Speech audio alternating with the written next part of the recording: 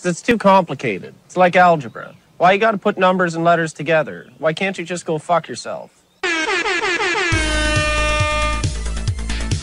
This is insane, you guys. Yo, this is sexy, man. Broadcasting live from the internet, it's Tuesday night, and this is the PanelsOnPages.com podcast with your host, Lee Rodriguez. At the end of the day, babies are terrible people, and I'm not sorry for saying it. Jason Nyes. Motherfucker, I won best costume. Jose Guzman. Yeah, I know nothing about Firestorm except for his hat's always burning. And Kelly Harris. Boy, love, it appears we got a penis in the mail. I glued my fucking eyes shut! I just want to see all these Yelp reviews of Jose's jizz.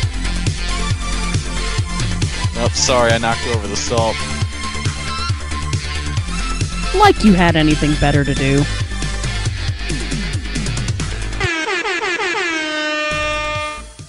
Hey, what's going on, everybody? Today is Tuesday, May 15th, 2018, and this is episode number 424 of the PanelsOnPages.com podcast. I'm your host, the Right Reverend Lee Rodriguez, and joining me tonight, we got Mr. Jason Nyes. Put your fucking phones down and get the fuck back. Jose Guzman. Brad Bird is not Shane Black, and Shane Black is not Brad Bird. Got it. That's incredibly true, yes. But you've never seen them both in the same place at the same time, so it's possible. I don't know. And Kelly Harris is here. What's up? Don't do meth in Japan. Yeah, good call. Good call. Why not? Where is a good meth town? I would think that Japan might have really good meth. No, because their drug laws are real bad. You're going away for a long-ass time. Yeah, that'll fuck around over there. Okay, so who did meth in Japan? Why you can fuck Ayoko but you Hamada. can't do meth, huh? Ayoko Hamada, who's a Japanese wrestler, I assume? Yeah, Japanese women's wrestler. She was in Oh, no. TNA for a bit. So Ayoko. people might know her from that. Stories are kind of conflicting and weird right now. She But was one thing they all have claiming in that she common. had to drop the She's a bucket Sendai of- Girls title because she was being threatened by 4 dudes with a knife at some point and was injured in that. And then she was arrested for drugs, and it's looking like it was meth. So, yeah. I immediately Googled her, Ayoko Hamada, and one of the first pictures that comes up, I'm assuming it's from her TNA days, but she's got a haircut like she's about to ask to speak to somebody's manager. No, that's I think that's really recent because I saw her pop up in Sendai Girls and I'm like, man, you look like you're gonna ask for someone's manager. He straight up does. Yeah, That. Straight up. So, like, the 6 degrees of meth from there is not very far. So I get it. What, asking for someone's manager? Yeah. Yeah. Between meth and asking for somebody's manager, like, a bad day will send you from one to the other. So what you're saying is... you could be the Joker or you're just taking meth. So what you're saying is the meth's not necessarily bad in Japan. Just don't do it in Japan because their drug laws are harsh. You're saying just don't get Yeah. caught. Okay. Yeah, don't get caught with it. For all we know, the meth in Japan might just be great. Top grade. Maybe eight. it's like top shelf. Yeah. Yeah. But she also did just come off of a tour of Mexico, so I'm guessing that's where it all started. Oh, you don't want some Mexican meth now? Yeah, if they don't want Mexican meth. Yeah, that's probably a real bad time. No, that can't be good. Oh, Can't man. be good. No. So, Stick to like, that. how long's she going away for? No one knows yet. They haven't even talked to her. Since Let's just say allegedly. First and foremost. Yeah. Because, initially, like, the announcement was made, and then all the companies that she was working with immediately cut all ties. Bye-bye. Bye-bye, Japanese female Enzo.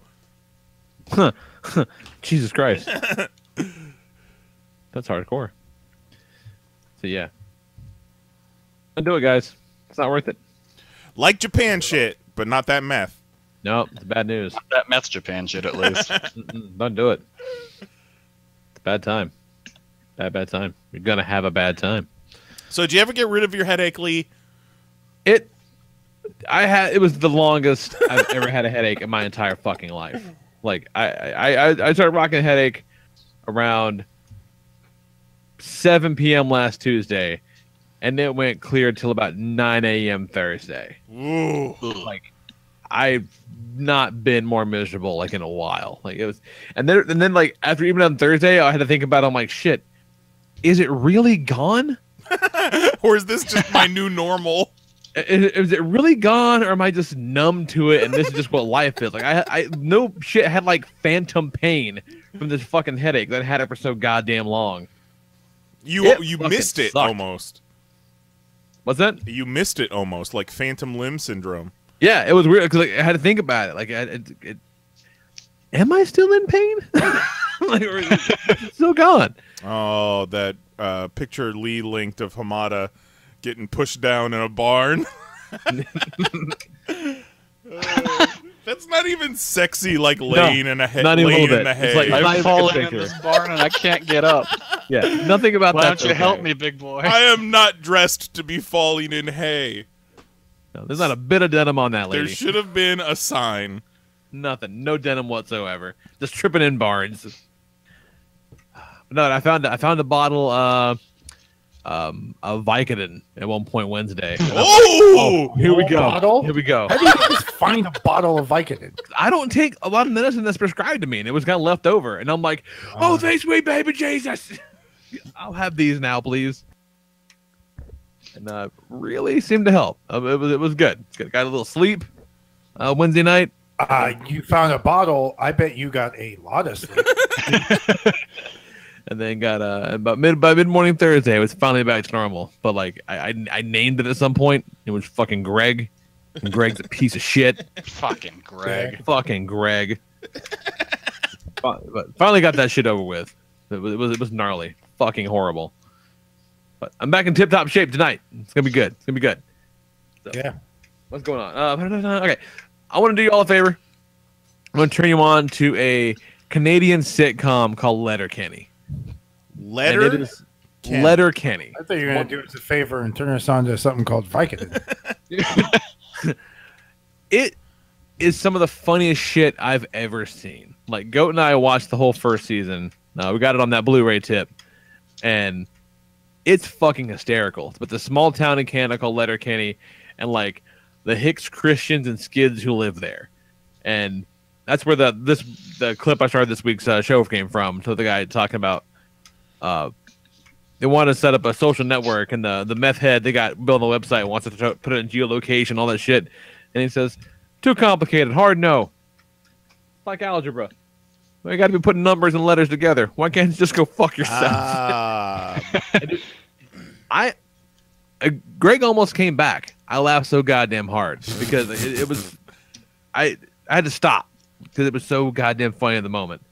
But it is excellent. I would highly recommend checking it out. I think you can find a lot of episodes on Daily Motion and shit like that. Just from doing a quick Google image search and your description, it kind of sounds like Trailer Park Boys, but the cast is more attractive. And it's just like, funny. That's good. Because Trailer Park Boys is not funny. That is a acquired taste. I've never gotten the whole Trailer Park Boys thing. I don't understand it. Not one bit. But this shit is high quality. I would definitely recommend it. Because, like, if you like Trailer Park Boys, you love Trailer Park Boys. Like, it's your favorite fucking thing in the whole goddamn world. No, that's accurate to say. It's intense. I don't know what that's about. Yeah, it's like, look, no memes exist in this world except for Trailer Park Boys memes. That's it. That's the only memes you get if you're a fan of the Trailer Park Boys. That's all you share. Shit, look what else I got in my notes here. I wrote in my notes that Jax is way into his wiener lately. Nice. Boy, it's a good age. Jax is way into his wiener lately. Let this be fucking playing pocketball. Like, hey man, you got to pee? You're like, no. Well, get your hand off your junk.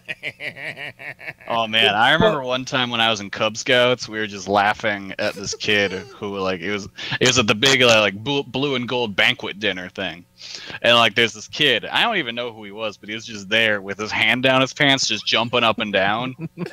And he was just like, you could tell he was just like, man, it moves when I jump. This is rad. Yeah, we're on the way there. The other day I was getting ready to leave. We're getting dressed, and he was laid up in the, because like he'll come home now and just like strip down to his drawers. Like he can't wait to get inside to take off his pants and his shirt. What's going on, man? He goes, I just want my underwear on. Fucking gear. He cannot wait. The other day, he was in his drawers, laying in our bed, watching something on his tablet. I'm getting dressed, and he starts giggling, and I'm like, "What's the fun?" He goes, "My pee-pee's out." And I go, "Put it away! Put that fucking thing away, you savage!" I mean, that is hilarious. Like, it just fell out of his fucking wire front on his little boxer briefs. He's like, "Yeah, that happened. That's hilarious. I like that." Like, okay. Hey, Dad, you seeing this? This is great. He fucking busted in on me, and I was trying to take a leak the other day. He walked in and like directly, like all but puts his face in the fucking stream, and I'm like, "Whoa, back the fuck up!" And he just goes, "Whoa, Dad, that's a big one." Like, will you fucking knock it off with wieners, you weirdo? But thank you. No, seriously, that's fucking cool, bro. But thanks, I appreciate it. Yeah, but thank you. I look forward to my future. Yeah. Well, we get that from your side. And on the opposite end of the spectrum, man, fucking my oldest, my daughter, she is going into 6th grade next year. So we're fucking got to register for class and all that shit, moving into junior high, all that shit. Yeah, I was going to ask, is that considered middle school in your area? Yeah, straight up middle school. And the other day, we're getting ready for bed, and she came over and she gave me a hug, and I reached a hug, and I grazed what is absolutely at 100% the beginnings of boobs, and it fucked me up. Oh no! I'm like, no, not you, never you. No, who let her have those? Oh, I didn't say it to her face, but she walked away, and I'm like, and Nicole's like, yeah, because she watched it happen. She's like, yeah, you okay? And I'm like, yeah, it's fine, it's okay. She just, she's just 70% legs, and she has you as a mom, so I'm sure that's gonna develop just perfectly fucking balanced out, and then she's gonna get older, and she's gonna start having sex with boys and getting married and moving out. And how's it going, Greg? You back? Right? Yeah. He's like, hey man, you missed me. Fuck off, Greg. Hi guys. I'd like to introduce you to my friend Stress Headache. Hey guys, and pal Greg's back. That's all right. We have Xanax for you, motherfucker. No, don't make me go away. I believe in better life through pharmacology. Let's put it that way. It's good. And a 100% purely happy front. Goat came by today. He got a kick-ass buy at a local resale shop, and brought to me my 95th Optimus Prime. Oh, about that. So close to 100. We need some sort of we're visual. Getting on there. We're getting there. We need a visual chart of where you're at.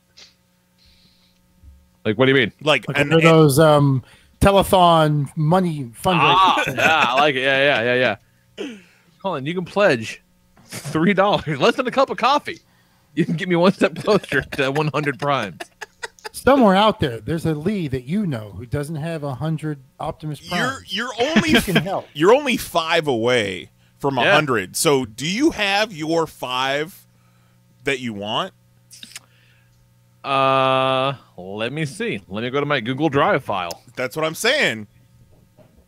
I think we need an annotated list with pictures. I need a Beast Wars 2 Leo Convoy for sure. Nice. I almost won one of those motherfuckers. I almost won one of those.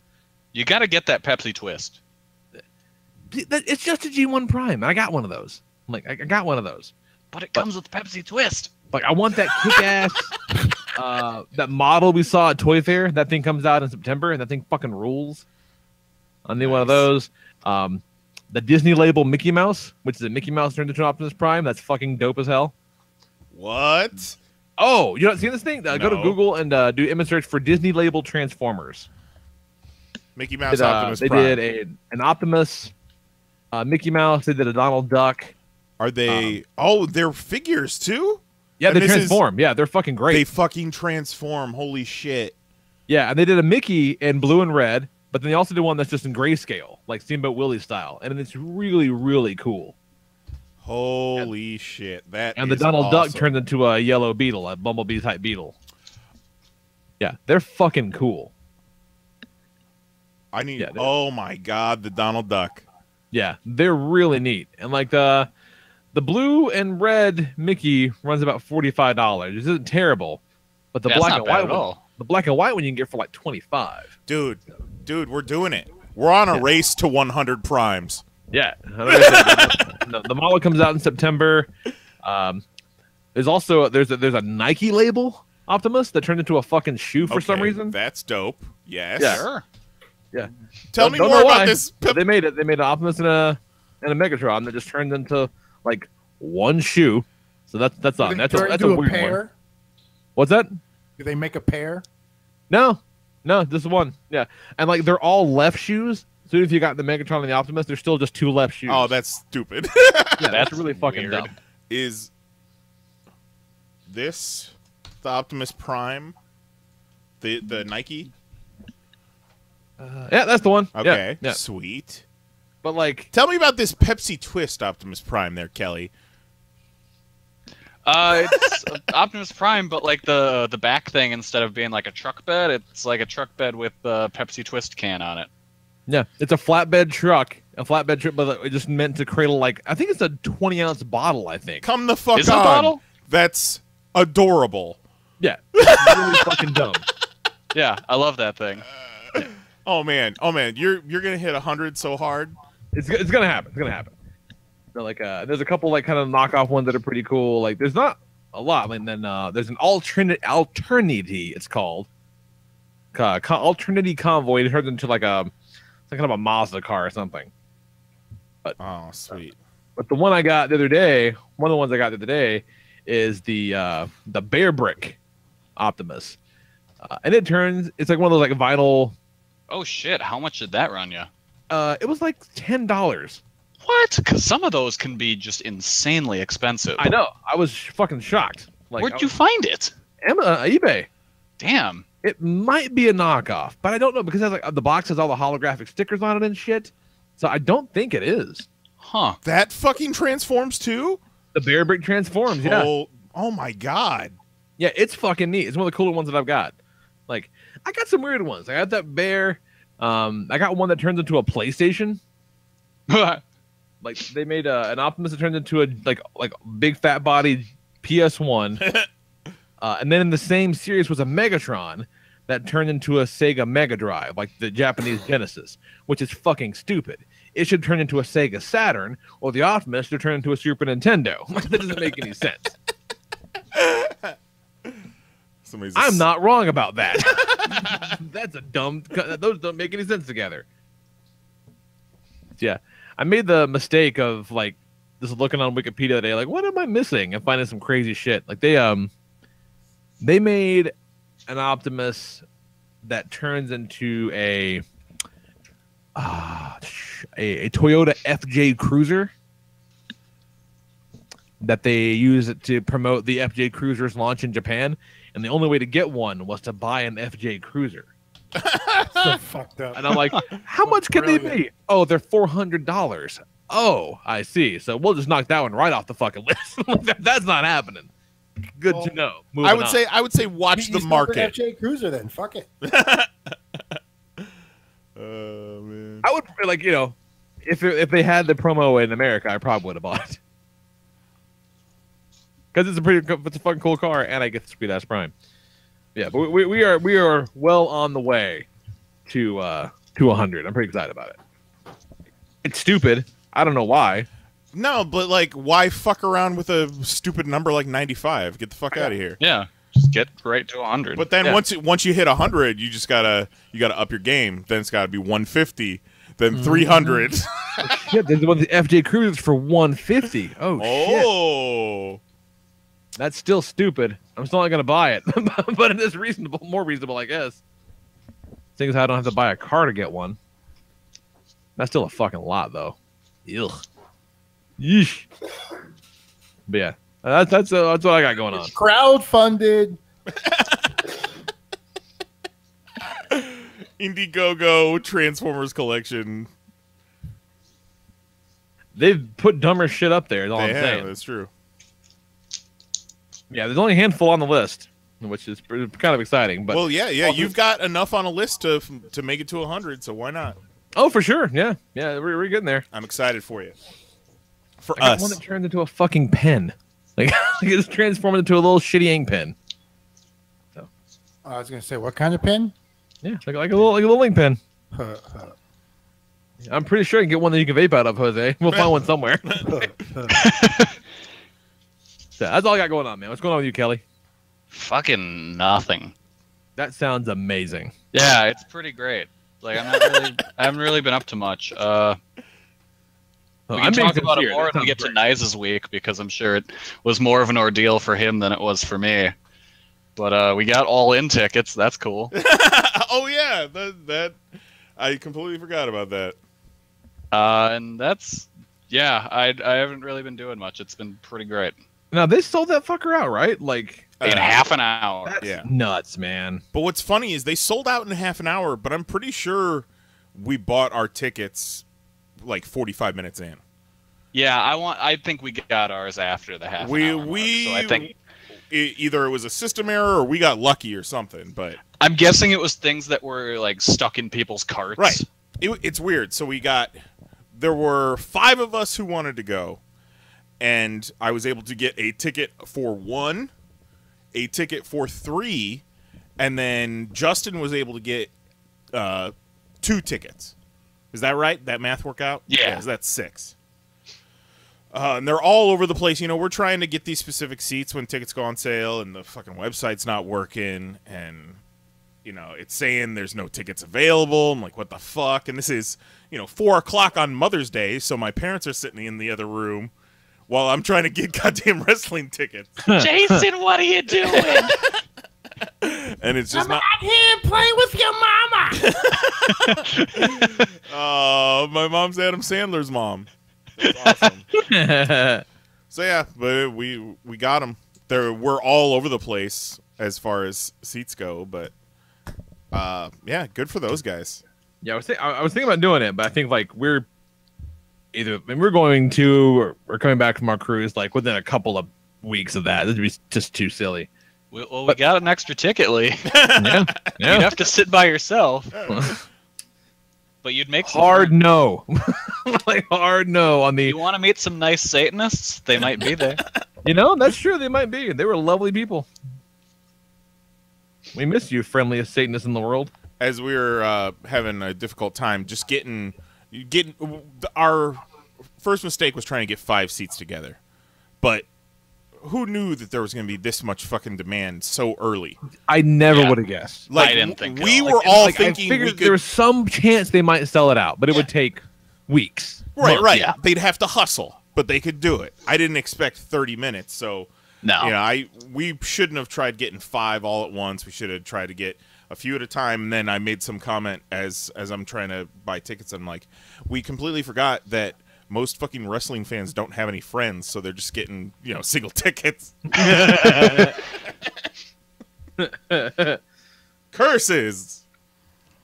But man, I do not miss those Ticketmaster days, 10 a.m. on a Saturday, tickets go on sale, and just dealing with that shit. Don't miss it. Yeah, I felt really relieved. Like, whatever the opposite of FOMO is, that's what I had hearing about these stories and buying these tickets. I'm like, I am very satisfied and comfortable with not going to this thing. What is it? Schadenfreude? That's the opposite of FOMO. Yeah, exactly. That's it. 100%. Oh, man. And, like, I'm sitting there and the shit's not working, and I'm getting ready to be like, oh, man, this fucking sucks. And then I just remember all those asshole, like, New York Comic-Con fans who, tickets go on sale and they're just bitching online. I'm like, all right, things could be worse. But at least we're going to something cool. Yeah. Don't devalue your own pain like that. That's not fair.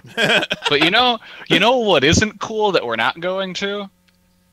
That fucking StarCast convention. Oh, yep. That's all around, all in. Because holy shit, does it sound like hell. What is it? So there's a convention that popped up kind of hand in hand with All In. It's run by the dude that runs a bunch of like older wrestler podcasts, most notably Something to Wrestle with fuck, I can't think of his name. That's the worst name I've ever heard. It's a bad one. That's a shitty name for a podcast. Bruce Pritchard, that's it. His show. People like really? Isn't he like 1,000 years old? Yeah, but he's got a bunch of good stories, and this dude Conrad Thompson kind of keeps them going, and it's made its way onto the network. Like they kind of co-opted it now. All right. So this dude is doing a convention called Starkcast that is essentially a wrestling podcasting convention, and it sounds as shitty as you think it does. A wrestling podcast convention, but it's also a general like WrestleCon type wrestling convention too. You know, they're doing panels. It's absolutely just and you can get WrestleCon too. You can get your fucking mark picks and your autographs. You can play video games with Leva Bates. 7 to 8:30 p.m. on Thursday, Monday Night Wars debate with Bruce Pritchard and Eric Bischoff, because no one's talked about that time in wrestling ever before. God. I think the Young Bucks' dad is doing a concert. Yep. Cody Rhodes' dog is going to be there as well, I believe. That's like the only thing about it that I would care to see. Because Cody Rhodes has a beautiful dog. Yeah, but don't tote a dog around to conventions. What is he? Carrie Fisher's estate? Look, that dog is half wolf, and he is fucking cool. Do you have pictures he can sign? Probably like paw print or whatever. Yeah. Or already, I bet you already signed with a paw print. There you go. Probably. Let's see what else. Oh, at 12:30 to 2 on Friday, Total Nonstop Jarrett. 2 to 3:30, Empty Arena match retrospective with Jerry Lawler and Terry Funk. Empty convention retrospective. No, it'll be full. 8:30 to 11 a.m. DDP Yoga Workshop, only $69. Nice. Fuck out of here. Hey man, make that money, homies. Who could forget? That's crazy. 11:30 to 1 p.m. Medusa Unthrottled with guests on women's wrestling. Whoa. Unthrottled? What the fuck That's a terrible way to say that. Unthrottled. Another topic that never gets talked about. 3 to 4:30 p.m. on Saturday. The Death of WCW panel. With who are the guests on that? They don't say. Oh, I saw the guests for that, and it was the perfect guest list for the Death of WCW. All aspects of it. Let me see if I can pull it up right here. These guys tweet like fucking... And really, the podcasts have become inconsequential, I think, to everything else. So why call it Starcast, you dummies? Yeah. Oh, shit. They offered the Voices of Wrestling crew a table for $500. Oh, that's nice. And no thanks. That's nice to be nominated. I mean, sure, but $500. No, fuck out of here. No thanks. All right, let's see here. There was an image, but I know Nash is in that Death of WCW panel. Well, for it's sure. Like Nash, JJ Dillon. Right. But it's mostly your fault. Like, you probably should show up for it. Kevin Sullivan. Do your fucking job. I appreciate that all these shows that, like, all these podcasts that are going to be in Podcast Row, I've never fucking heard of. Well. What the fuck? I have more followers than this one. Oh, man. Gotta fill them seats up, man. It is. Oh, fuck. This one has 78 followers. Jesus Christ. They're looking to make that 79 by the end of the weekend, man. Fuck, they should have offered us a spot. That's why you gotta go and just take it. Uh-huh. What else got going on, nice? Manifest Destiny, bitch. It's mine now. Me and Mary did a couple of NXT shows this week, so that was cool. Oh, right on. She got to see Ricochet in person in an NXT event, which was a big deal. That's pretty cool. Got to see a lot of Kairi Sane. She got to wear her Ricochet shirt, which was nice. The first night we went, so the way Full Sail is set up is, the direction the cameras look at, they've got those reserved seats on the floor that you can pay for, and then general admission bleachers that go into like an L around the corner. And then there's the entrance that you come through, and then right next to that is more general admission bleachers, but it's like a little corner, and they fill that up last because it's not on camera. On the camera, sure. Yeah. So we got there late the first night, and the only seats that were left were in that little area there. We're sitting behind like the Full Sail WWE crew people that are sitting on the bleachers, and behind us is the family of one of the women's wrestlers, Lacey Evans. She's got a little daughter, and like part of her character is she's like a military woman, and she's doing this for her young daughter. So we're just kind of sandwiched between these two groups, keeping my comments to myself because, At that point, you kind of need to, I guess. But it was cool. It was cool. We had a good time. Mary had this young blowhard sitting next to her that just thought, one of those guys that thinks they're the fucking funniest dude and says the dumbest shit and has an annoying voice and an annoying laugh, and it's like, okay, whatever. But at least sitting over in this corner, the corner bleachers, like, since we're not on camera, not everybody stands up for everybody that comes out. So you kind of get to chill over there. There's more, it's cooler because there's more room to move around. They don't really fill that part up. So it's like perfect. I can dig it. Sure, it's perfect if you just want to go and chill and you don't need to be on camera or anything. So we love those seats. The next night we go, and we're like, I make a beeline for those seats, but security is like, no, this way. So we had to go around to the on-camera bleachers, second row from the top. I'm like, this fucking sucks. But it'll be good. It'll be fine. We'll have a good time. It's not where we were gonna sit. And then we're sitting there for a couple seconds, and then shit! I left out a good signifier for the story, but the loud kid with the dumb comments had a Space Jam hat, so I referred to him as Space Jam. It was a Toon Squad. The Toon Squad. Oh, you absolutely call him Space Jam. Yeah, he's Space Jam. So we sit down on night 2, and some of the matches start, and I hear this voice. Same voice from the night before. Same dumb jokes, same awful laugh. And he's right behind us. Just in our fucking ear. I'm like, oh, God. Please, God. Please, God, no. So after a while, I look at Mary and I'm like, hey, in between these next matches, we need to beeline it back over to those other bleachers and see if we can sit. And if we can't, we might need to fucking leave. Because this dude is awful. But yeah, we fucking... That's intense, man. We ditched him and went over and got to sit at the other bleachers, which was very nice. And it was about 10 degrees cooler and 20 decibels quieter. And we still had a great time. Nice. Good time. We got a indie show coming up this weekend, as a matter of fact. Anything we would know? Let's see what we got. Virgil? You got Virgil? I would not be surprised. the second show of we go and I saw the first one. Was it October? Maybe it was waiting for that show that we discovered. Rebel's ass.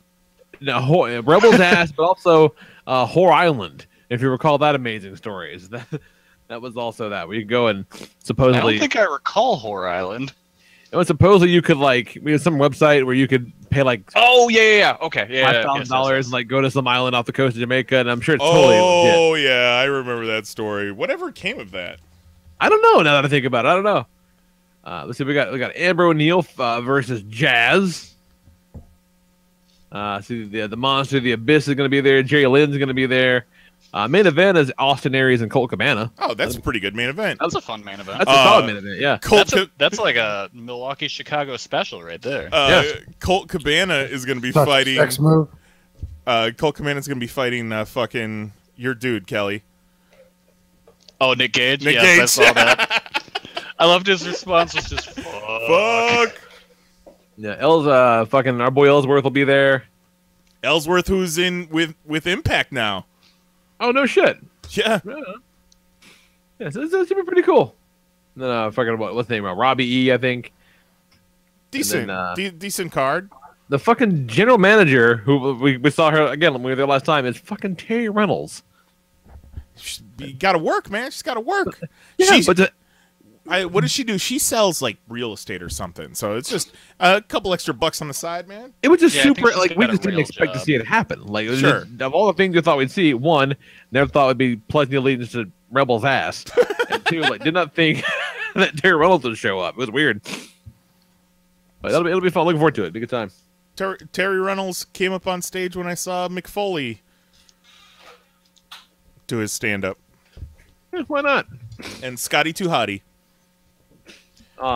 Scotty Too Hottie. So since me and Mary are people that do things now, and we go out a lot, we also, Saturday night, we went and saw Bill Nye at the Dr. Phillips Center. And we'd been... excuse me, the Dr. Phil Center? The Dr. Phillips Center.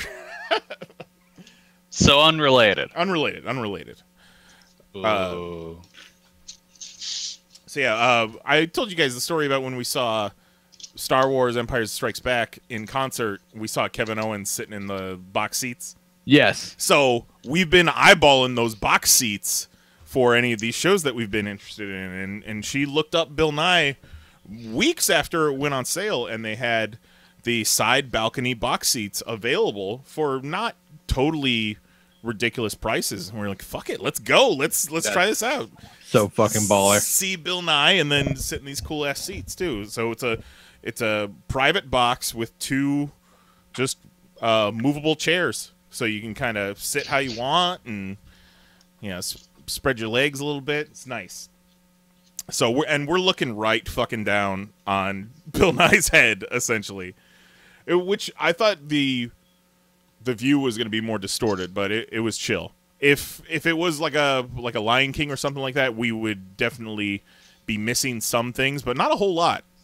I think we could probably do one of those Star Wars in concert from the box seats. So Fucking hey, man, that's cool. that was super cool. He was basically doing a PowerPoint presentation, stand up type deal. Started out telling his history and all that, and then the laptop and the projector stopped working together. And I feel like I remember either a story or a personal experience, like maybe at one of the Comic-Cons where there was technical difficulties and I saw Bill Nye kind of lose his shit a little bit.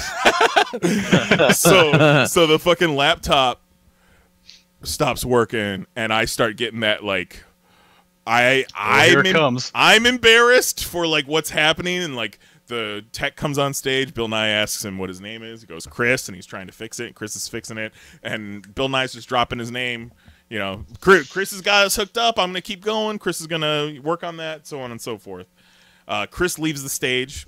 Bill Nye just vamps. He's like, I don't need that, so I can just go. He starts telling his stories, doing his bits, and then Chris comes back out on stage and is fucking with shit. And Bill Nye looks at him and says, "Oh, how we doing, Chris? How we doing?" And then the crowd starts chanting Chris. Aw, poor Chris. The hair stands up on my arms and my neck because I could only imagine shit's not working. Fucking sweating on stage. Bill Nye is fucking calling you out by name. And then the crowd starts... the crowd starts chanting. I was like, I'd fucking die of embarrassment. So it was a interesting speech by Bill Nye, and then also some high drama. Yeah, that's intense. That's intense. He tried. So Chris tried so hard. No one will ever say Chris didn't try. But he could never get that shit to work. Aww. I might. That was the fucking just the irony of it all. Get your fucking laptop working, science guy. I'm the science guy, I'm not the fucking AV guy, okay? Hey man, you're a fucking science guy though. This is a union job, all right? They didn't call me Bill Nye the AV guy. Goddamn. And then last thing I wanted to throw this out there. On Twitter, somebody, I forget who it was, somebody was tweeting about their top 5 MCU villains. I saw some of that going around, yeah. So what do you got? What do you got? All right, I'll give you mine. I'll give you mine if you want to do some quick notes. Number 1, Mickey Rourke. Number 1, fucking Thanos. Like that. There's no other choice for me at this point. Then I've got Loki because just one of the first and longevity, and people fucking love Loki. Loki's amazing. I was between either Kingpin or Kilgrave. I was like, I'm gonna let one Netflix villain on here, and I went with Kilgrave. Then I got Winter Soldier, badass villain who turns hero, but he was hardcore. Sure. Fucking hardcore. Like, and part of one of the reasons that movie's great is his villain turn. And then, fuck it, number 5, I put Ronin. Because, as I discussed on Twitter with Kristen Allen, he is Space Bin Laden. And fucking, he looks cool. He is straight up a Space Bin Laden. You were not wrong. Good performance, looks cool, Space Bin Laden, fucking top 5. So what do you guys got? Oh, see, I got confused and was thinking the ninja from New Avengers. Yeah. And I was like, what was he in? I don't remember this at all. I'm going to say, okay, I'm going to go number 1 is Kilgrave. Ooh, I could see. Maybe just because we're watching Jessica Jones right now, but he's so goddamn good in it. He's so good. It's fresh, and it's fresh. And he's so just gross and but gross in a way that he doesn't know how fucking gross he is, and that makes it so much better. Like, I don't know. He's great. I'm going to go Thanos, close to number 2. I'm going to go number 2 Thanos. I'll say Kingpin for 3. Go Fisk, and we'll double down on the Netflix guys. Maybe after Avengers 4, could you see Thanos taking the top spot, or you... Quite possibly. And then I'm going to throw a dark horse in there. I'm going to say Justin fucking Hammer. Because Sam Rockwell is a goddamn delight in Iron Man 2. Yeah, why not? He's just he's uncool Tony Stark. Yeah. Does all the same shit, but just kind of sucks. And that's kind of great. And then I'll say Killmonger for 5. Because he's right. Thanos was right. Maybe less right than Killmonger, but not super wrong. Okay, I can agree with that. What you got, Kelly? All right, let's go Thanos, Purple Man. Love it.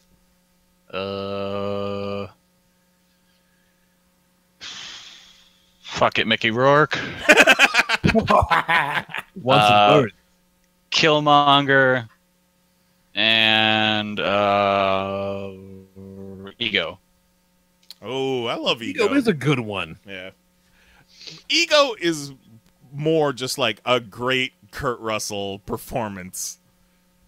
Realistically, Ego should be above Mickey Rourke, but whatever. This is a shoot. This is a shoot. What you got, Jose? I'm going to go Thanos. Kingpin. I don't even consider Loki a bad guy anymore. No, I really don't either. Not anymore, but he was... Yeah, but if you're talking top 10 villains, they're still a villain. How can you be a top villain if the past 5 movies you've been in, you've been the good guy? He's only been the villain in 1 movie. Because it's my list. He was supervisor. He was the villain in 2 different movies, in the original Thor and in Avengers. He was the villain in Avengers. Well, yeah, that was fucking 20 years ago. He's been a good guy for the past 15. I don't know about a good guy. Maybe an anti-hero. Are the good guys trying to punch him? Well, no. Not anymore. Wow. Some of them Fuck, that is some rock solid ironclad Jose logic. Yeah. Nailed I'm it. just saying, That is all you gotta ask. If Be like, you're, "This guy villain?" you're standing in the room with the good guys and they are not trying to punch you anymore, you're a good guy. That's what it comes down to. Because there ain't no way a bad guy is standing in the room full of nothing but Avengers and good guys and nobody beats the shit out of them. It's behind closed doors. They can do whatever they want. Everybody looking. So did we finish your list, or are you just picking apart my list now? I wasn't picking it apart. I'm just saying. He says after picking it apart. I'm not even on the list, is what I'm saying. Fine. Have your list.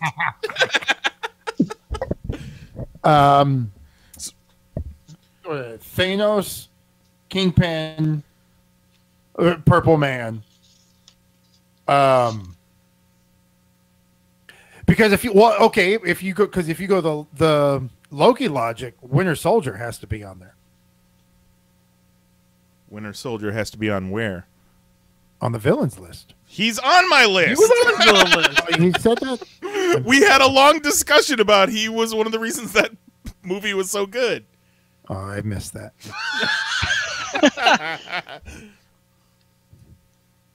I agree with you on that part.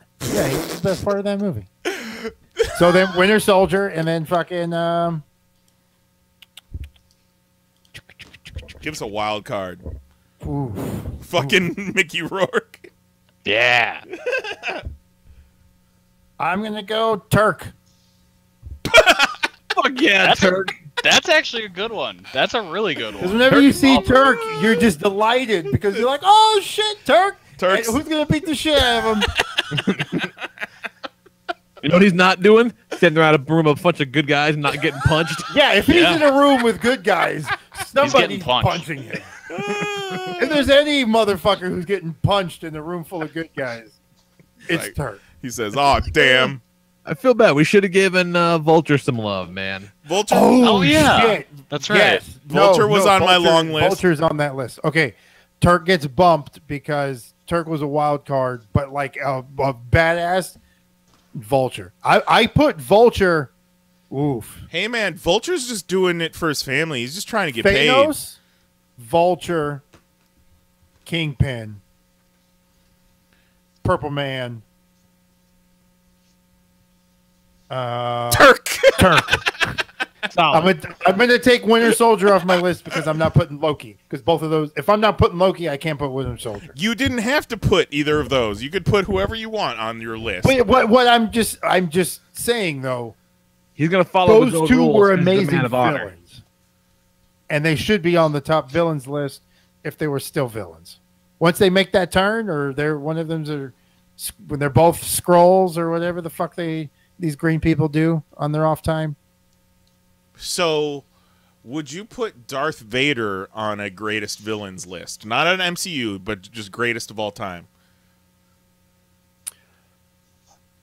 Yes, because he would was- Darth Vader how many- get punched by a good guy right now? He was a good guy for like 7 minutes. no. If Darth Vader walked into the room, he's getting punched.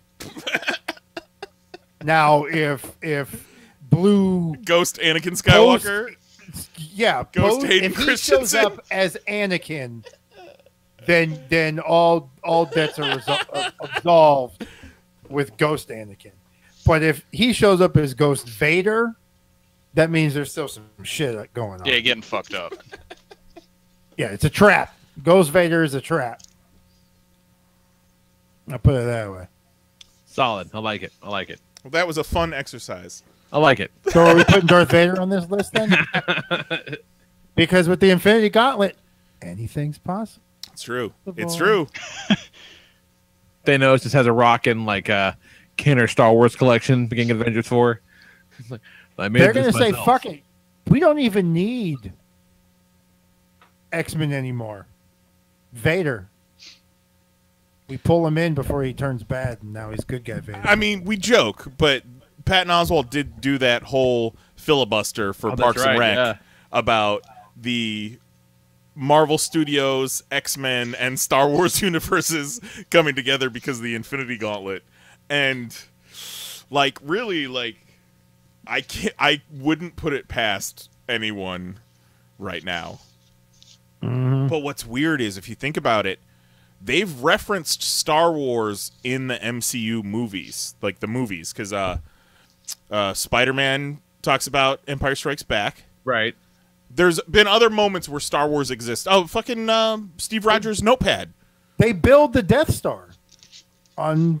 Oh, that's right. Yeah, Yes! Peter and Ned built the Lego Yes! Death Star. So Star Wars as a pop culture property exists in the MCU, so it wouldn't only be interdimensional, inter-reality merging, but it would be... fuck, it's Darth Vader. Holy shit, I know all of these characters because I have the toys of them. It's fucked up. So, What else you got going on, Jose? You know what we're talking about?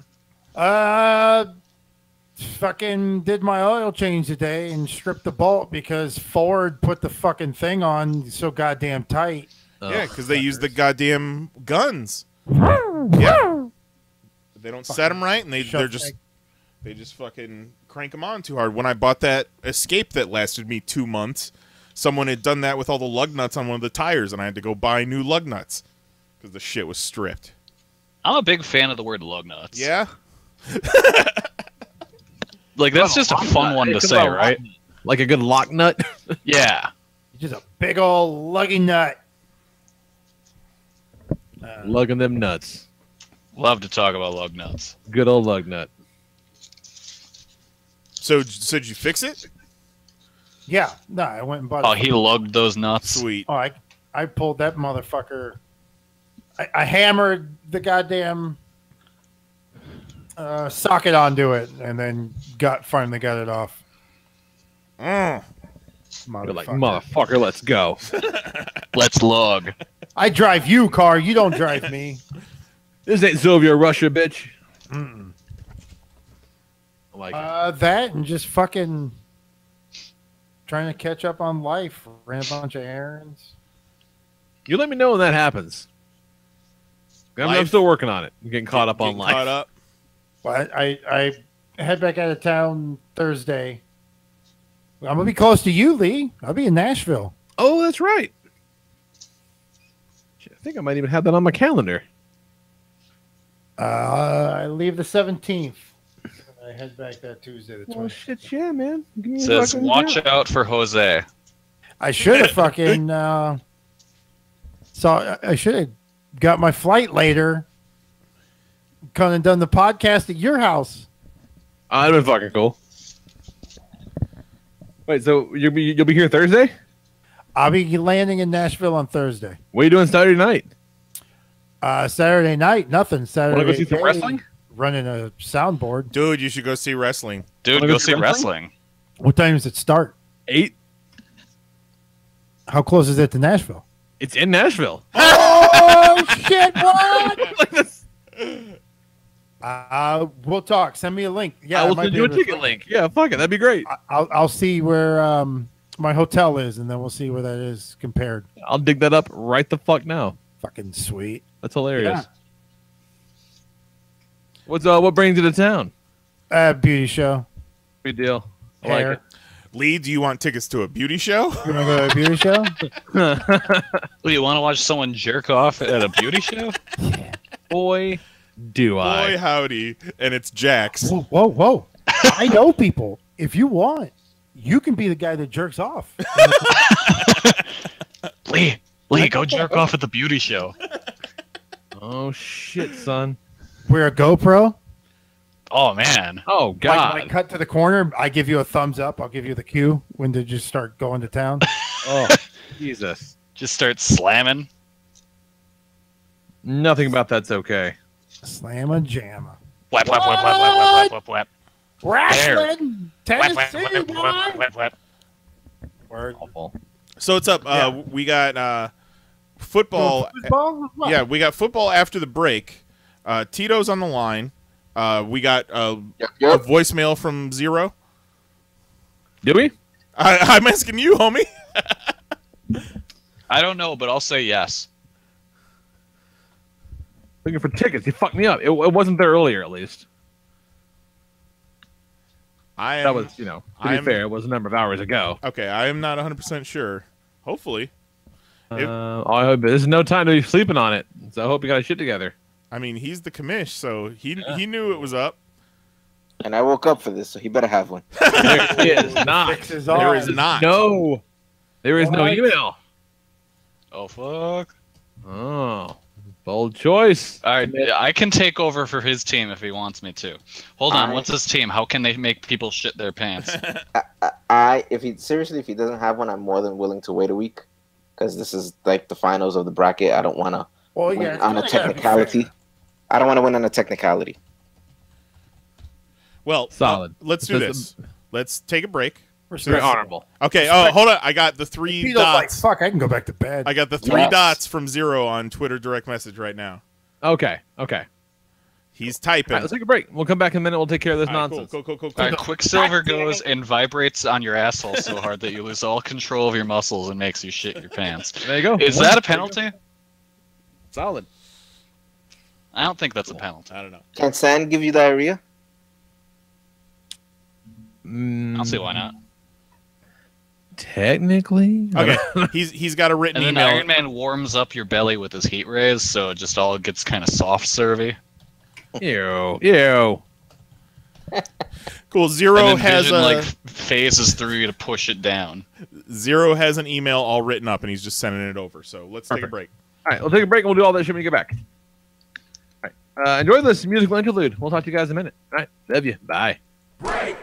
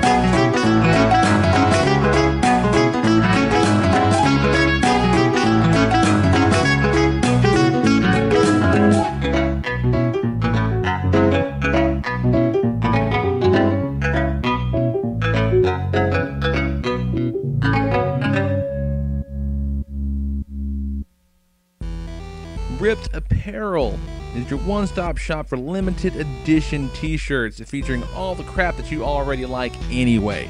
Every day you're going to see 3 new limited edition designs available only for 24 hours. That's just a single day. After that, they're gone forever. And best yet, if you want to check them out, buy a little something, they're going to throw a little kickback to us, your folks, your friends here at the Popcast. So go to PanelsOnPages.com, click that banner at the top of the page, or on the sidebar at pcn.PanelsOnPages.com, or you can just update your bookmark, check it out on your phone every single morning. That's what I do. Ripped, that's RIPT.PanelsOnPages.com. T-shirts start at just $10 and they'll kick us a little something every time. Help us keep the lights on, help us keep the podcast going, help us keep the side up, and gets you a pretty cool t-shirt, man. Cool swag, cool shirts, good people, good deals from your favorite podcast. So check it out. Ripped.PanelsOnPages.com. 24-hour limited edition t-shirts that are pretty damn awesome. Check it out. And now back to your regularly scheduled podcast.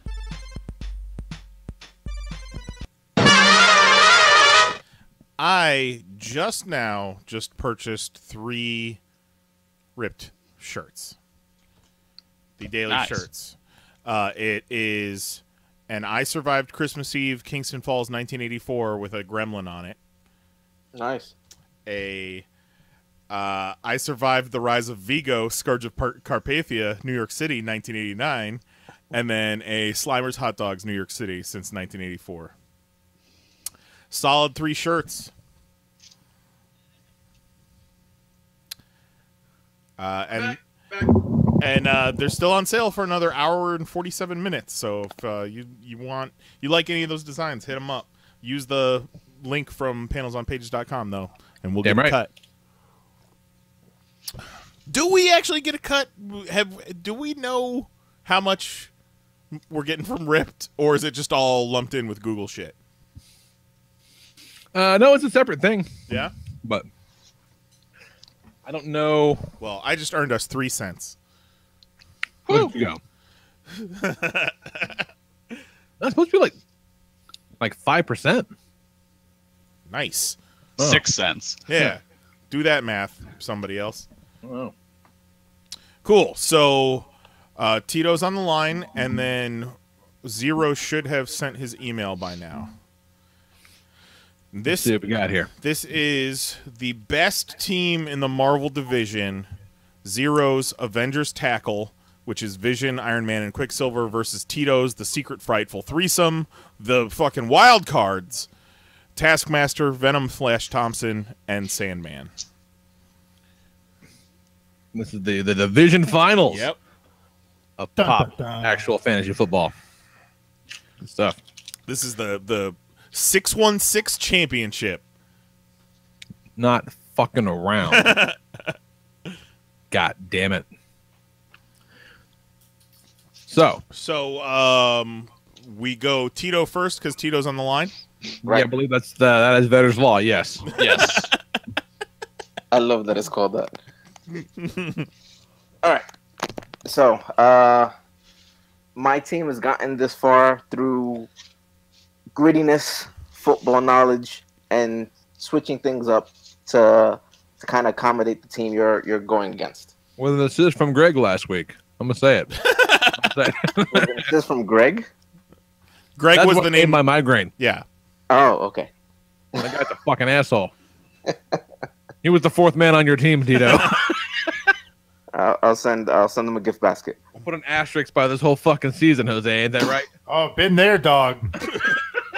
Been there. Don't even get me started on that. Go ahead and put a fucking asterisk by this season. Sure. The whole thing's fucked.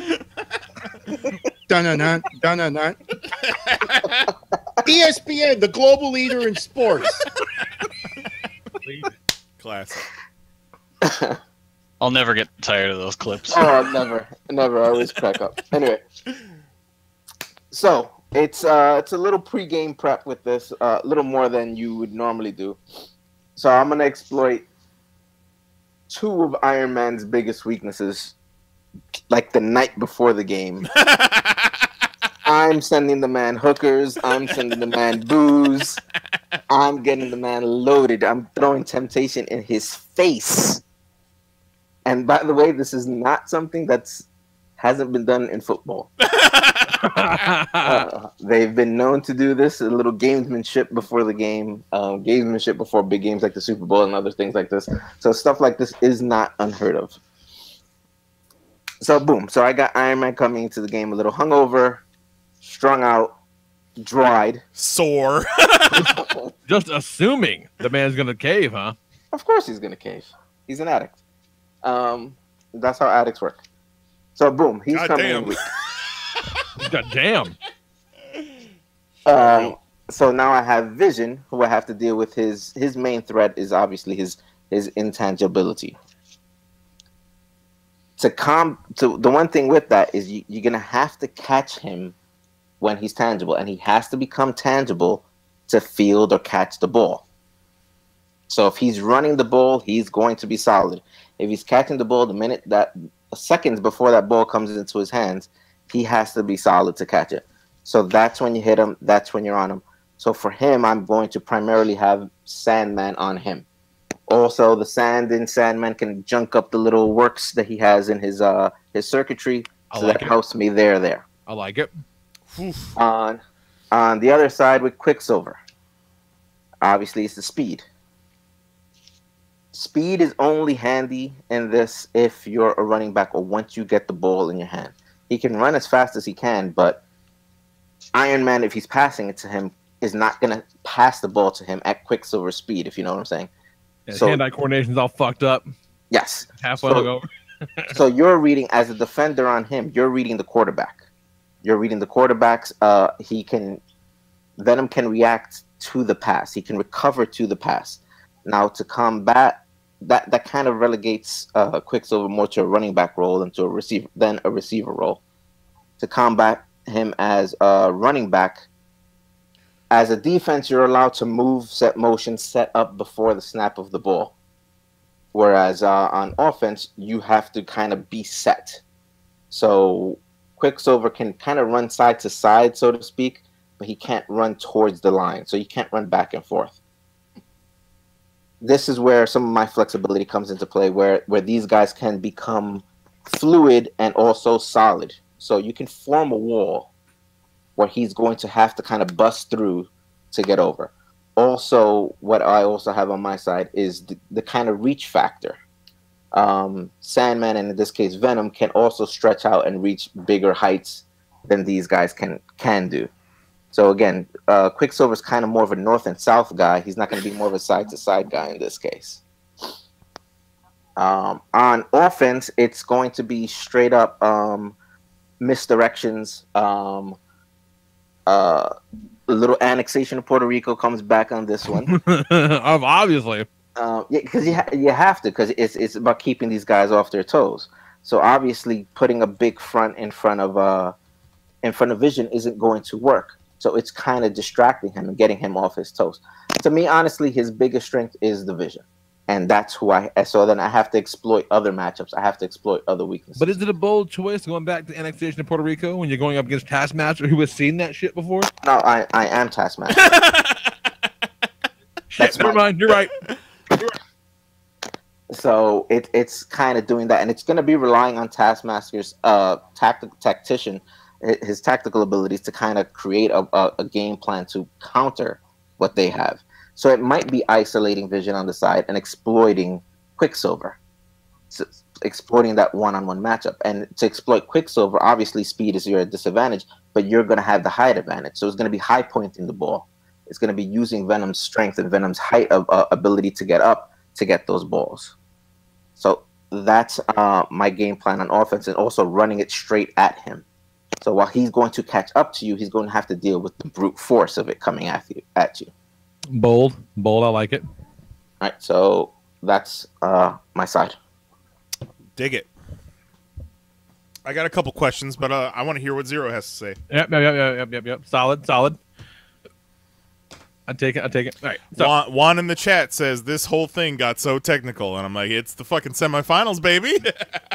Well, honestly, guys know shit about football. That's been the key point. What I've tried to do with this team is try to keep it on the more technical side. That's what brought you to the dance. Everybody's got their strengths. Damn right. So All right. So Zero writes in subject line in at the last second. So he says, all right, a lot of my arguments I used last round still stand. Perfect team coordination. Iron Man's AI reading plays. No one who can touch Quicksilver's speed, flight, and so forth. Vision, speed, and flight and intangibility. The team is pretty amazing. First, though, let's talk Taskmaster. He's just a guy. From his Marvel Wiki page, quote, Taskmaster has no known superhuman powers. End quote. Yes, he has the potential to be the best regular-ass human football player in the world, but he's still a regular-ass human. Hey, so is Iron Man. Just want to say that. No matter how many videos he watches, he's not going to match Quicksilver's speed. He's not going to have Iron Man's suit, not be the Vision. Tom Brady would be useless against my team, and so is Taskmaster. My offense still stands. Tito does not have an answer to Quicksilver behind the ball. It's been decided in past matches, I think back in the basketball, that you can't change the entire field, so the idea of Sandman covering the whole place is out. Big if, like Galactus size if, Tito's team finds a way to deal with Quicksilver's running offense, so we change it up. Iron Man becomes a QB, attaches a Vision-seeking rocket to the ball and launches at him. The ball will go flying Mach speed towards Vision, intelligently dodging any Venom tendrils or Sandman sand or anything else that's not Vision. Once Vision has it, just try to tackle something that dense. Ooh, see? That's an idea. I like that. We're just as solid on defense. Once again, in most cases, Quicksilver is going to have whoever sacked before any throw can be made. If Quicksilver doesn't get the sack, Iron Man and Vision can take to the air and intercept any throws. If anyone on Tito's team does get the ball, Iron Man is blasting Flash with sound waves and shutting down the symbiote. Oh, Flash Thompson. Okay, yeah. Shutting down the symbiote. Vision can cover Sandman with his plethora of ways to destroy the sand construct, for lack of a better word. Quicksilver can take care of Taskmaster so easily he'd have free time to help the others. Additionally, Flash is a stand-up guy. He looks up to his heroes and wants to be one. He's not going to like playing with Taskmaster and Sandman. They're not going to have the teamwork of, I don't know, for instance, a team of Avengers. Period. And that's the end. We've kind of broken down the teamwork aspect of my team week 1, so I don't think that's a question anymore. The other thing, can he put a rocket on the football? I mean, yeah, that's what I was going to say. I don't agree with that. I think that's a penalty. Because you're manipulating. Yeah, I don't. He could perhaps propel his gauntlet forward attached to the ball. Yeah, well, what's no? I don't like this attaching to anything. The ball's the ball. What's the penalty if you can't attach a rocket to the ball to make the ball do something the ball wouldn't do? Yeah, but what is the real world with everybody being able to do their own thing, whatever that is, to get the ball? But the ball has never been altered. You can't alter the ball. You can't make the ball go farther than what the ball would have gone just by you throwing it with whatever power you have. The ball's the ball. There is no fucking with the ball in any of these sports. Okay, so let's say rocketing the ball is out. Yes. Then you still have Tony's advanced AI plotting trajectories and fucking essentially auto throwing the fucking ball if you want to. Can he do that hungover and strung out on women the night before? I would.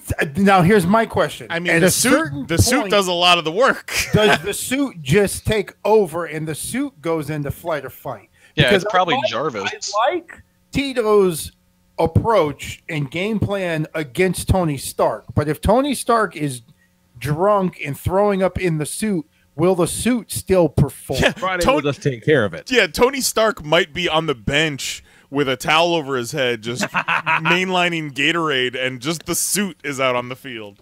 So that's my question.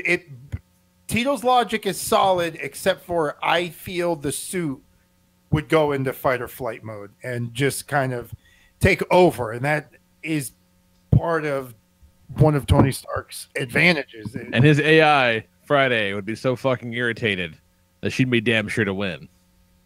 Yeah, just to fucking throw it in his face every time. I also feel that Tito argued against Quicksilver being a passing option. I feel like Iron Man could even drunk, Iron Man could throw the ball anywhere. Literally anywhere. Literally anywhere. Right. But my point to him being not a passing option is because while Quicksilver is fast, he's going to go down the field and stop and have to wait for the ball. No. Yeah, but I don't know about that because the thing is Tony would all Tony would have to do is throw the ball wherever he wanted. As soon as it snapped, would go to the ball. As soon as it snapped, he just fucking chucks it.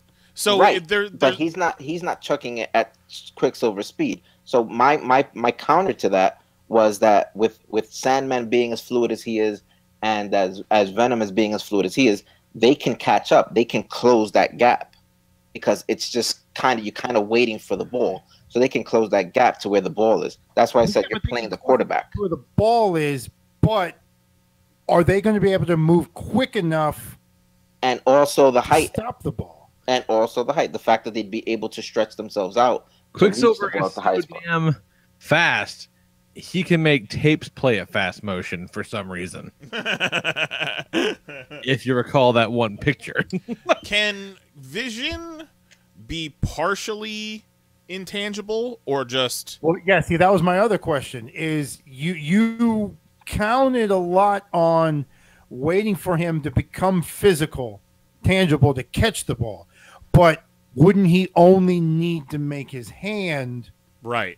Or whatever part, like, he would only have to go, if he's catching it to the chest and his arms, catches it, and then goes into his hand. Now his chest is intangible.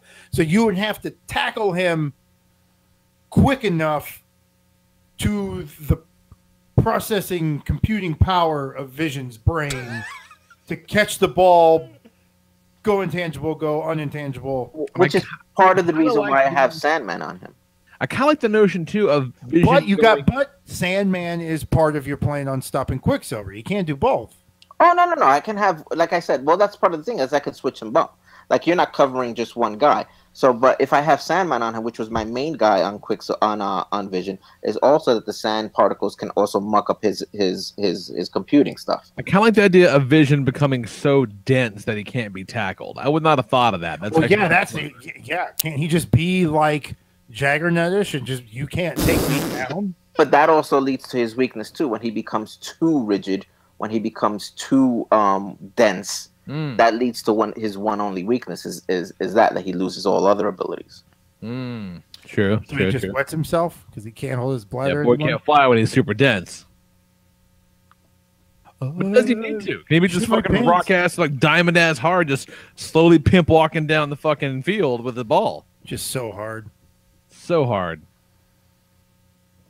I'm not gonna comment anymore because I think I'm at an advantage kind of answering back and forth. And I think that puts Zero at a different No, yeah. No, I hear. Yeah, but he's there, right? He's live. No. So that puts him at a disadvantage. So I'm gonna shut up and let you guys debate it.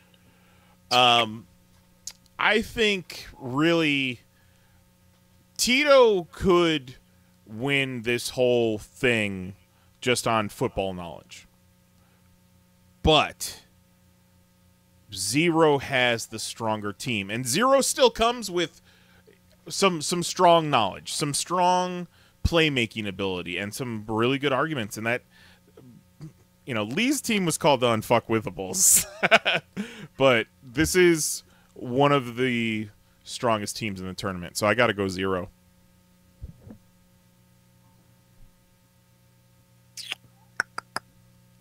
Yeah. I think I gotta go Zero too. It's tight, but. What was Zero's email by 1 point? In at the last second. Last second.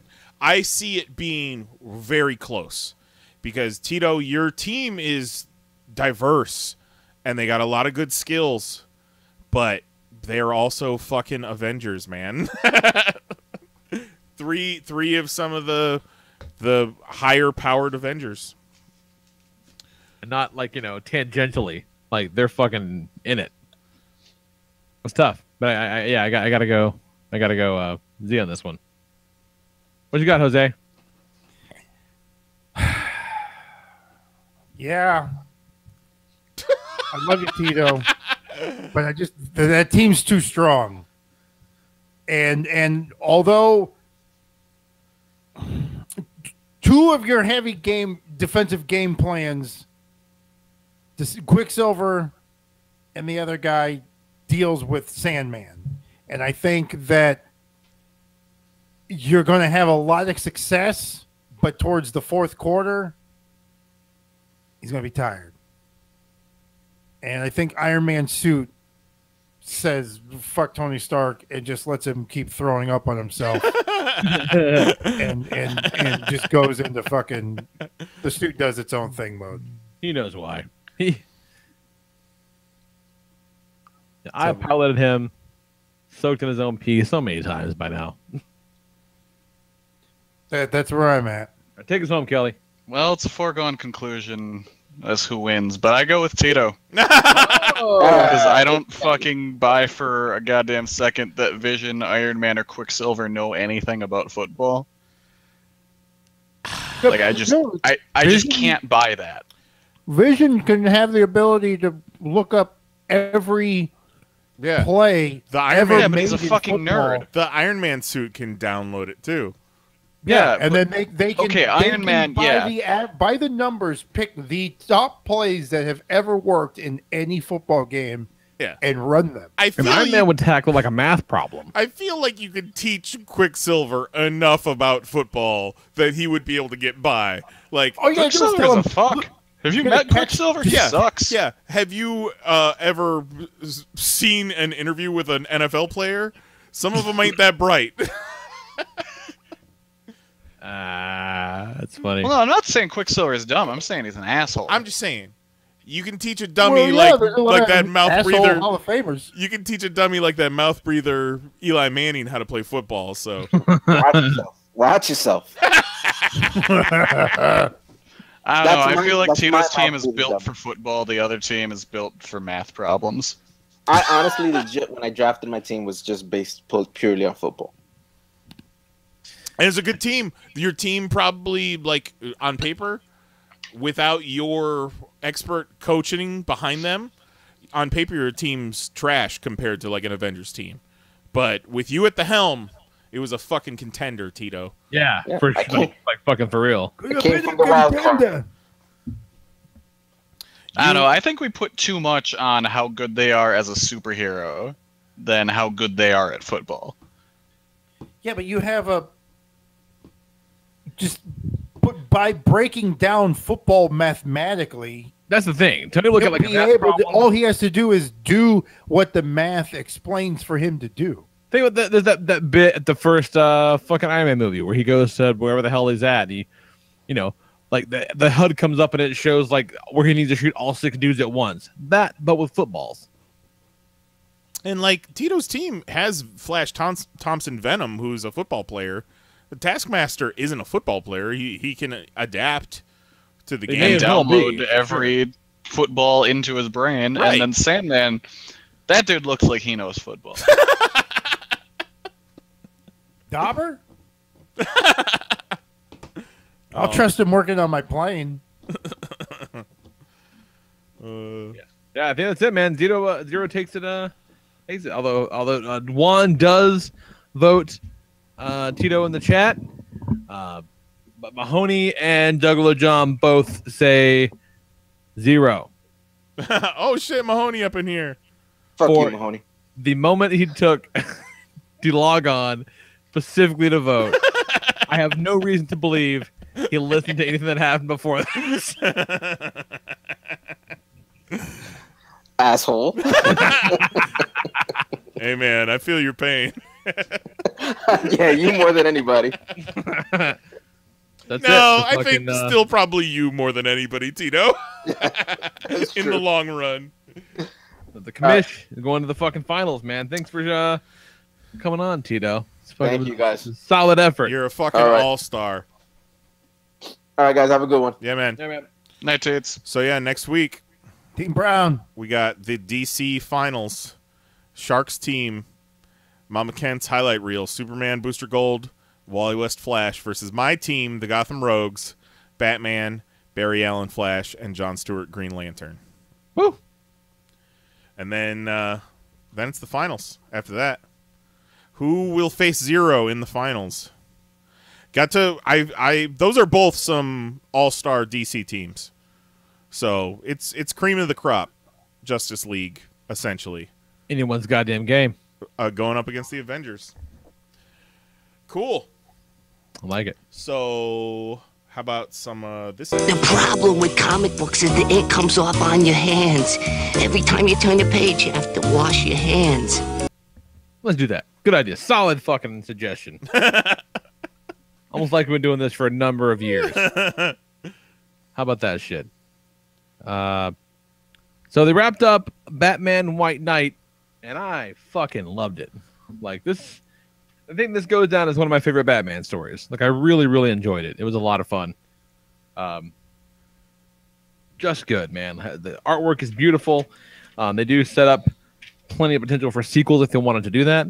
So if you did not read it, I'm not going to spoil the ending or anything, but if you didn't get it, I cannot recommend the inevitable hardcover enough. Because it's fucking good. Really, really good. Loved it. Also wrapped up the ROM and the Micronauts series, which was just as big and dumb and goofy as the whole thing was all the way through. So it was very satisfying. Oh, yeah. Very satisfying. Did exactly what you wanted it to do. Hope you haven't seen the last of ROM. I could give a fuck about a Micronaut, but I want to see more ROM. Yeah, sure. the Micronauts kind of dragged him down. Yeah, I like him and his fucking what's her name? Livia, the other Soulstar now. Like she's great. She's cool. I want more of her. More of her. Less of everything else. What else? So the Hunt for Wolverine, Adamantium Agenda #1. We talked a little bit about the weird ass Daredevil one that came out last week with Daredevil, Misty Knight running around. Now this one is a handful of old new Avengers. So you got Spider-Man, Jessica Jones, Iron Man, and Luke Cage looking for Wolverine. And like whatever, right? What they do to look for Wolverine is fine. Like it's a perfectly fine story. The highlight of this though is at the very beginning. It begins with a flashback where the Avengers go to this balloon that's about to blow up. There's a bomb in it. The bomb, if it blows up, it's going to take out like a mile. Right? But if someone flicks the switch, the bomb will only take out like 200 feet. They've already evacuated, so it'll be fine. But there's a catch. Someone has to flick the switch. And so Wolverine volunteers to flick the switch. This is all fine and well. What you don't get by my telling you what happened is that the letterer made a gross error in the kerning of these balloons. So every time they say flick the switch, it looks just like it says fuck the switch. And it is hilarious just to see a tight shot of Wolverine's face and says, someone has to fuck the switch. Fucking amazing. And I'm glad it wasn't just me that saw it because I cackled. It was very, very good. It was hilarious. What else? So this Justice League No Justice business is kind of neat. Yeah, that was pretty great. I don't pretend to understand how what's happening has fuck all to do with what happened at the end of Metal, because the end of Metal I thought was really confusing. I don't understand what happened. Full disclosure, I don't get it. But I guess whatever they did made like demons want to come into the world. It broke the source wall. Yeah, whatever that means. I don't know when that happened. I guess maybe Carter Hall hit it with his big hammer. I'm not sure when it happened. I think that's actually exactly what happened. Yeah. It was just the last issue of Metal is just noise. Yeah, fucking neat, but it was really confusing and kind of DC event style for me. So Brainiac attacks the Earth and like takes out like the Suicide Squad and the Titans and the Justice League and Teen Titans like in no time to demonstrate, hey man, I know all you guys' fucking moves. There's all these giant like god monsters coming. We need you to fight them, but we need to put you on different teams that are less predictable. And no, for fuck of it, let's throw some bad guys into the mix. So like Superman's on a team with, Starro, the evil space jellyfish, which is kind of delightful. I fucking love Starro. Yeah, and he's like kind of a prick. He's just an asshole, and it's awesome. And it's fucking great. And they go to Brainiac's homeworld. Like, hey, here's the thing, fuck faces. They take up my place. They're coming to your house next. So fight these fucking guys. And so it's a weekly series about these very specialized teams of heroes and villains, while Amanda Waller's doing dickhead Amanda Waller things and fucking things up on Earth, which is kind of great. But yeah, did not expect to love even just a couple of scenes of Starro as much as I did. He's such an asshole. It was very good, but it was fun. It looked really cool. I'm into this, and a couple of those ongoing Justice League titles, man, look really fucking good. Yeah, I'm probably gonna end up picking up all three. Yeah, to at least try them. Yeah, I've not been this excited about Justice League books like maybe ever. Like, yeah, no, definitely. I think it's good. Two more. I'll talk about Spectacular Spider-Man 304, which is kind of great. Are you reading Zdarsky's Spider-Man book, Kelly? Oh yeah. Like, I like it's basically fucking like Marvel Flashpoint. Like, by and large. Yeah, no, you're right. But contained to, this, like, just Spider-Man, but it looks so. The last story had Spider-Man, his sister, and Jameson going back in time to like an alternate timeline to try to save some aliens, to stop some aliens from doing shit in the future. And so they left, but before they left, like the young Peter, who they drew like Tom Holland, but like in his costume drew like a Ditko Spider-Man, which is kind of great. He overheard Peter talking about how, like, man, this I kind of feel bad for this kid. Like, he doesn't know how fucking awful it's going to get, is the gist of it. And so it ended with kind of the classic Spider-Man no more thing. He throws his costume in the trash can, and I kind of thought that was the end of it until they go back into the present, but they end up like in the present of that alternate timeline instead by some mistake. And he stopped being Spider-Man and shit went terrible because, comics.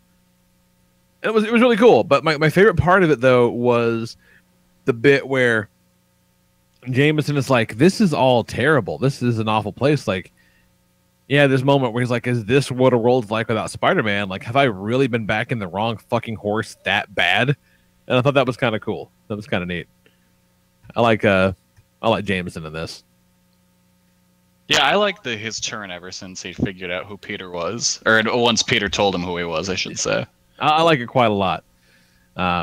And last thing I'll talk about, just because it was really cool and really weird, and like I didn't know how to feel about it at first, but kind of around on it, was the new Venom #1. Oh, I loved it. Man, it's super weird, but I like it. But I've been reading that Venom book for over a year now. So it kind of was a bit of a departure from like the last issue of Venom that came out literally a week before. Like it's kind of a jarring change in just kind of the style and overall tone, but it's still very Venom-y for sure. It's that Donny Cates.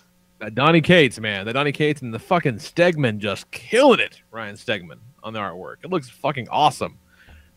But the implication that this crazy ass symbiote god thing is like the Grendel monster from Beowulf delights me to no end. Yes.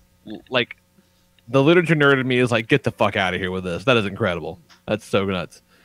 And all the stuff with like the, old, like what I'm saying, maybe 60s, 70s era fucking symbiote super soldier program. Like, it's some pretty cool shit. Like, I'm into it. I mean, what's happening. And like, the guy, he looks like that fucking, like, he looks like that actor, that character actor that's in all the stuff playing with the sage black dude. I can't think of his name, but he looks just like that fucking dude. Oh, you mean Magical Negro?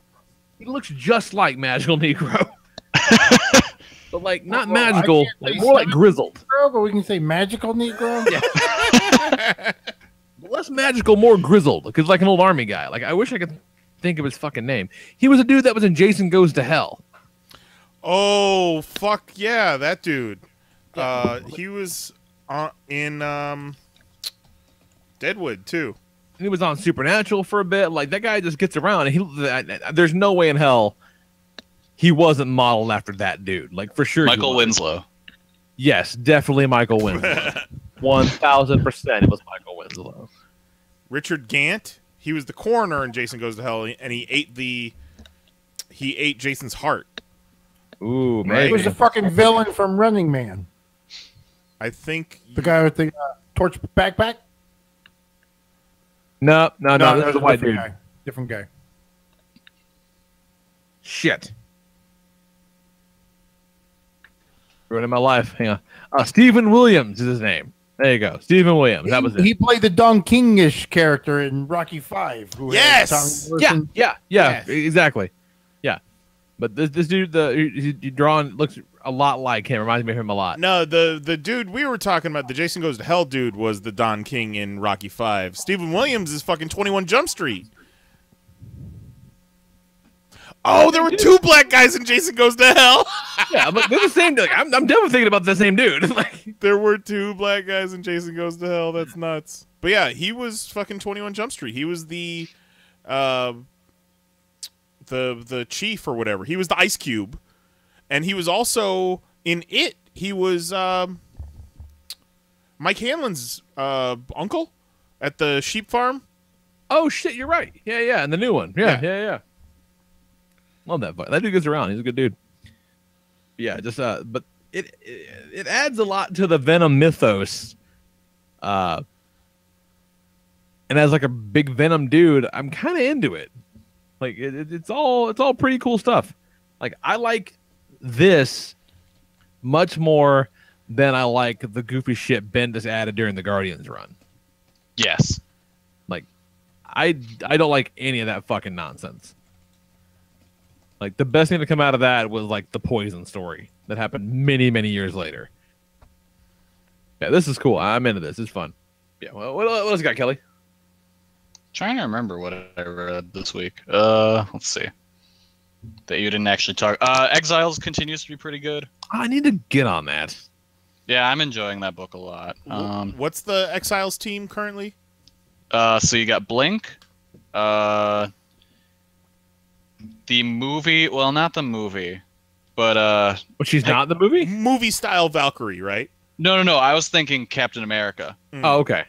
Because she's it's Peggy Carter, but she looks like the actress from the movies. Okay. And then you've got that's from that version of Captain America's from the Marvel Puzzle Quest game. So even like the crazy obscure ones, they do have a basis in something. That's kind of great. You've got Iron Lad. You've got old grizzled Kamala Khan from like Days of Future Past, but for Inhumans. That's and nuts. Then like baby Wolverine. Someone said, "Give me the most nuts Exiles group you could." And they're fighting find a villain called the Time Eater, who just looks like Ego wearing a Galactus hat. He's a planet? Pretty much. All right. Yeah. All right, I'm into that. Sure. Yeah. That sounds great. Nothing else really from this past week sticks out, mostly because I don't remember what I read this past week. Gotta make them notes, dog. I know. You got anything we're talking about, nice? Not comics, but you're welcome. Me and Mary started watching Brooklyn Nine-Nine on Hulu. Hey, nice. And we got it saved by NBC, so you're welcome. You did it. Thank you, appreciate that. So we watched probably about 20 episodes. And Jesus. We enjoy it. It's way better than you think it's going to be. It's fun. It's light. It's funny. It's got a good cast. You know, it's from all the same people that did The Office and Parks and Rec and all that. So, you know, we're bound to enjoy it. And I love Andy Samberg and Andre Bauer. Like he's just gets better. Like he gets better every fucking episode. Like he makes me laugh. Like he's always super straight, but he kind of starts like loosening up a little bit as he kind of gets to know everybody. But he's still like he can't unclench. It's really good. Yeah, he's great. So we're real into that, and I'm sure we'll keep watching it until we run out of episodes and they make more. So thanks, NBC. Good call. That's a solid. I'm hoping. Solid plan. I'm hoping. Like I love the Mick, But if the Mick doesn't get picked up somewhere, it had a good run. Oh, that got canceled too? Yeah, but Last Man on Earth needs a final season. At least like a movie. Like something. Like even if it's like 6 episodes. Like that ending was really good, man. Like you just got just end it. Just give us something. Netflix, Hulu, like why does Fox cancel anything? Why don't they just send it down to fucking FX and FXX? Like you're being sent down to the minors. No shit. You gotta fill those networks with something. Right. Oh, they repeats. They have all the Simpsons. I don't know if you know that or not. They have all the Simpsons ever. Never heard about this? They have all the Simpsons. I've heard. All, and FX, they got the movies. Yes. Was watching Deadpool on FX before the show tonight. I'm sure that wasn't gutted. I mean, to the ear, yes. But it didn't seem like they chopped the fuck out of it. Like, you see full middle fingers and I don't know how much they cut, but it was pretty violent. But they just cut some of the language, really. Watched Deadpool on a plane once. they left all the language because you have headphones, but they blurred all the nudity. Yeah, so like blurred his dong flop around the fight, and like the strip club scene was fucking weird because they didn't like cut it. It was there, but they had these blobs in front of all the people, and it was really like poorly done. I watched Amy Schumer's Trainwrecked on a plane once. They did not blur John Cena's bare ass. Well, as they shouldn't. That they was should not. Full screen. That's for the world. It was for at least the 3 or 4 rows behind me. Nice. They were like, sweet butt, John. And then, Lee, you and I talked about it briefly on Facebook, but DuckTales, all of a sudden, there's new episodes, and nobody said anything. Fuck, man, I gotta do that. I might do that tonight. And we're still behind 2. But Did you see that fucking video? That thing I put on Facebook? Yes. What the shit was that? It was VR DuckTales, hand-drawn DuckTales that you could fucking 360 video and look around the money bin. Like, how do you do that? That's like, fucking insane. I'd never seen anything fucking like that before. It was crazy. Do you fuck the ducks? They gotta say something for the sequel. Okay. Lee shared it on his Facebook, and it is nuts because you go on a little DuckTales adventure and you can look wherever you want to look, and like you'll miss shit if you're looking the wrong way. Right. It's great. That show is so good. But we watched what I assume is the first episode back, and it is, they announced Lin-Manuel Miranda was going to be Gizmo Duck, so it's not a spoiler. It's the Gizmo Duck episode. But the most interesting part about it, even though I fucking love Gizmo Duck, is it starts with essentially a backdoor pilot for a Darkwing Duck show. No. Yes. Like right off the fucking bat. I'm gonna say it one more time in case you didn't hear me. Yeah, so I will leave you at that.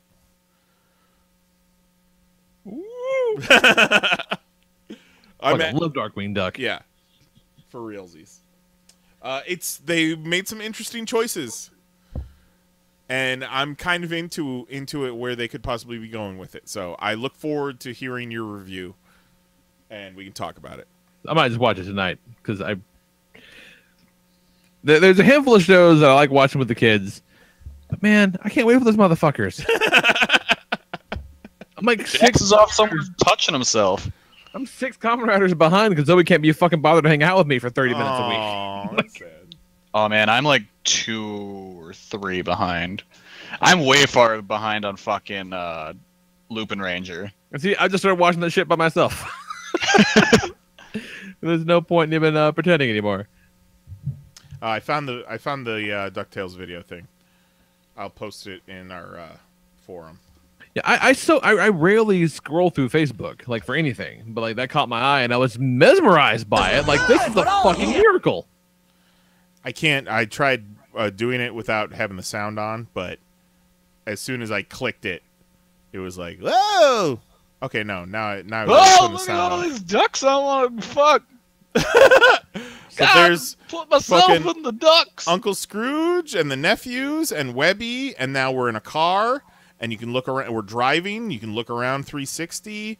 It's like, fucking crazy. I love the episode where there's Launchpad's plane and Scrooge are like in the Billionaires Club, like hating on each other. Yes. And then you're like like the young tech guy comes in and just shits in their cornflakes, and they just team up to ruin him. Yeah, the Zuckerberg. Yeah, the fucking Duckerberg. And Glum Golden, like every plane just ends up with murdering him. It's so good, so fucking good. I want them to announce a fucking Tailspin and a Darkwing Duck and a Rescue Rangers, and I need Funko to announce some more of those Disney Afternoon action figures right fucking now. I think in one of the early episodes, if not the pilot for DuckTales, they reference Saint Canard. Yes.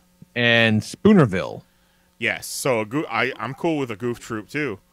Yeah, I fucking love and Goof I think Troop. Don, what was the Tailspin villain? The wolf. Don Carnage. Don Carnage is in an episode of DuckTales, or is coming up in an episode. God damn it, that's so good. Fuck. It's a great show. So yeah, that's it for me. Watch that episode, homie. Yeah, I'm gonna do that tonight. What you got going on, Jose? Started watching Shameless. That's a good show. And I'm not saying my childhood was that bad, but I know some of them people. Oh yeah, I'm related to some of those people.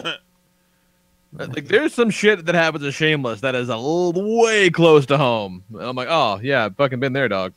Yep. Feel it on that one. Fucking fucked up crazy shit on there.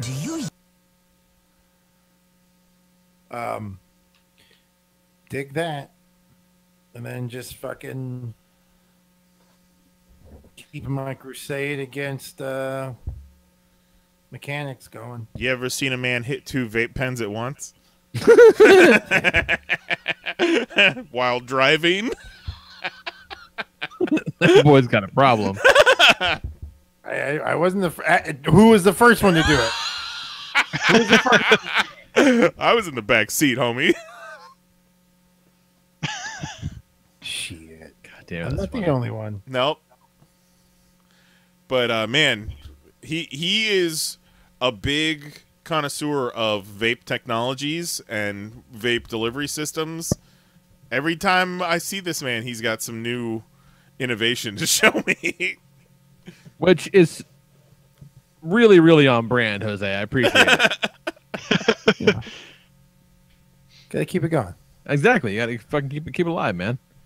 What is life without adventure? We were looking at this one vape pen online, and like the iPod 1 version of it, you can only have shipped to legal states. But then like their iPhone 10 version, it's like, fuck it, we'll send it anywhere. You got $250. Fantastic. It's fantastic. Let's land this bird. Solid, tight 2-hour show. Look at us go. Sweet DuckTales reference, too. You like that? You like that? Oh, no, the ground. All right, man. Fucking join us next week. We'll do it all over again. We doing, fun stuff, talking to fun people. These fucking dudes. Join us next week at 10 p.m. Eastern, 9 p.m. Central at youtube.com/panelsonpages. You can email us, popcast@panelsonpages.com, or leave us a voicemail by picking up your fucking phone and calling 616-951-POP. You sons of bitches. You got top 5 MCU villains out there? Yeah. What's your Touch take? Let us know what's up. Or you know what? Pose us another top 5 question that we could top rattle off real 5 quick. characters on Crisley Knows Best. Number 1 is the young son. Number 2 is the black granddaughter. Number 3 is the wife. Number 4 is Nana. Whatever Grandma Chrisley's name is. And Talking about Nanny Faye? Nanny Faye. And then probably 5, I would say the wife. It clearly doesn't make the fucking list. Chrisley and the 2 older kids don't make my top 5. All right, so let's see. I go number 1, Nanny Faye. Number 2. Oh, we're doing this. Oh yeah, we're doing this. Number 2, I think I'm going Todd. I'm going the old Crizzles. Number 3, Nanny Faye's friend that likes to get real drunk. Number 4, let's go. I think number 4 I'll go Savannah purely because I enjoy when Todd goes, "Oh, Savannah." Number 5, let's go. I can't remember his name. Fucked up Mickey Rourke. Yeah, Mickey Rourke. Number 5, Mickey Rourke. The drug addict's son that dumped his black daughter on him. Yes, there we go. Solid. A lot of you really went into that. Like I appreciate that. Fuck you, Chase. Okay, no, my real number 5 is Chase's friend, whose name I can't remember, but he always gets him into trouble. That guy. Yeah, you know who I'm talking about. I think I do. How you doing, Mr. Chrisley? Boys. Boys, you better keep to your own. What? Oh my god, that show. All right, let's wrap it up. And Jose, let's go see some wrestling this weekend. Be fun. Have fun. Yeah, okay, it's Saturday. Yeah, Saturday at 8. I sent you the link in the Facebook group, Facebook message. And I'll probably send it to you again tomorrow, just because. What time are you going to get up there? Doors are at 7:30, so probably right around that time. The show probably closes at 6. I'll probably get out of there at 6:30. That actually sounds like it might work out perfectly. So let's coordinate. Be fun. I'll send you where the address I'm at. I'll look and see what's up. Get some barbecue or some shit.